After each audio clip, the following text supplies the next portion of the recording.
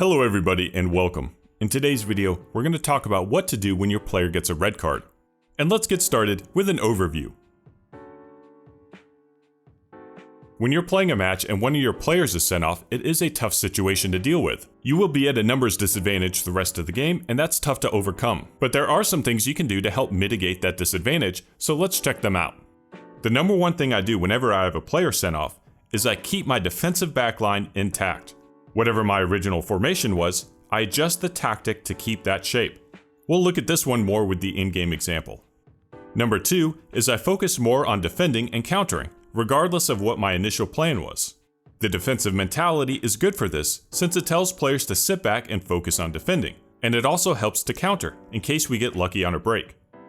Next, take advantage of roles that like to dribble. Dribbling is one of the best ways to relieve pressure when your team is sitting back defending.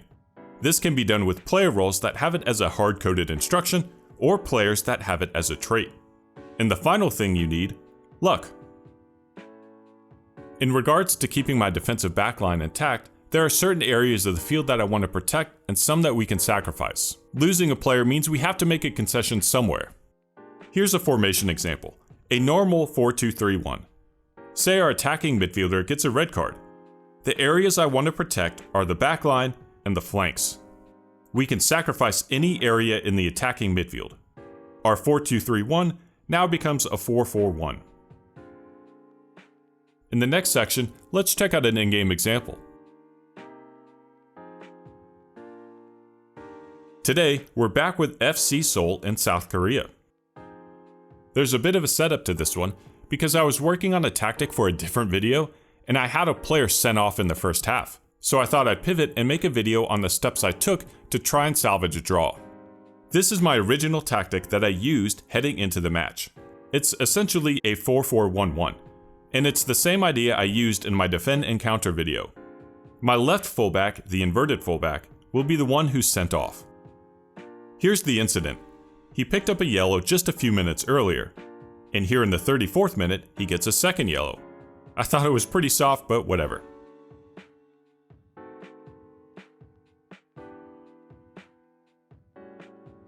And here's what the tactic looks like just after the incident.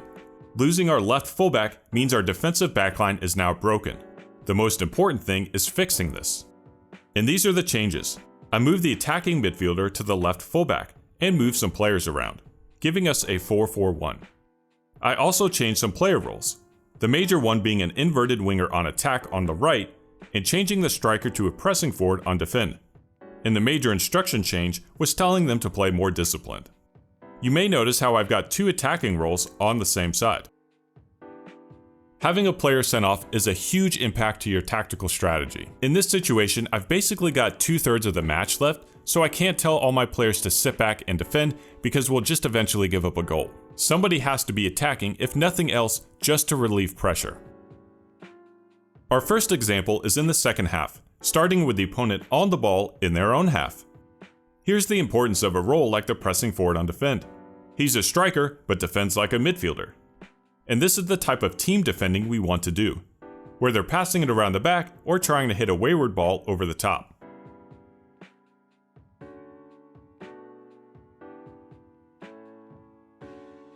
This example is a little different.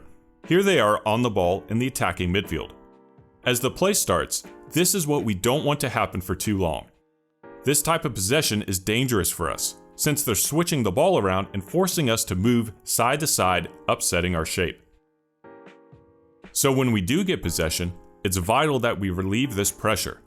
And this is where a player role like the wide playmaker on attack comes in. It has dribble more as a hard-coded instruction, and he dribbles up the field and gives us a bit of relief.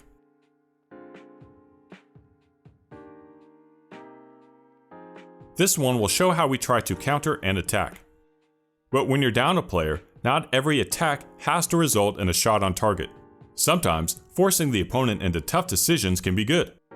Here, they have to kick the ball out of bounds, and we're able to kill some more time.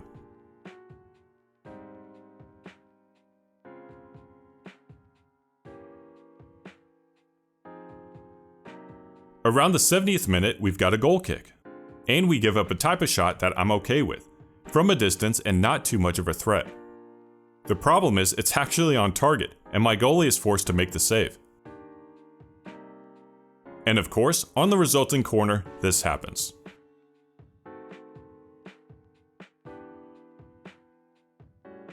If you give up a goal, you don't have to change everything right away, especially if your team had been playing well. What I would do is I would wait till the last 10 minutes or so, and then change everything to attacking to try and get that last tying goal.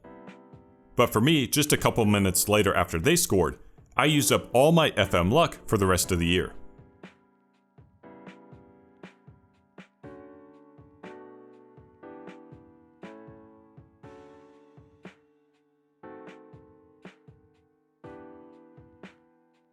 The match ends and we're able to salvage a draw, 1-1. Here are the final stats. Despite only 6 shots, I'm pretty happy with the quality. And though they took 20 shots, a number of them were from a distance and not too much of a threat.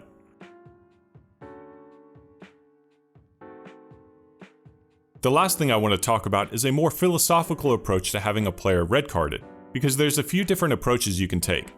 The first response is what I did, where you try to salvage a draw.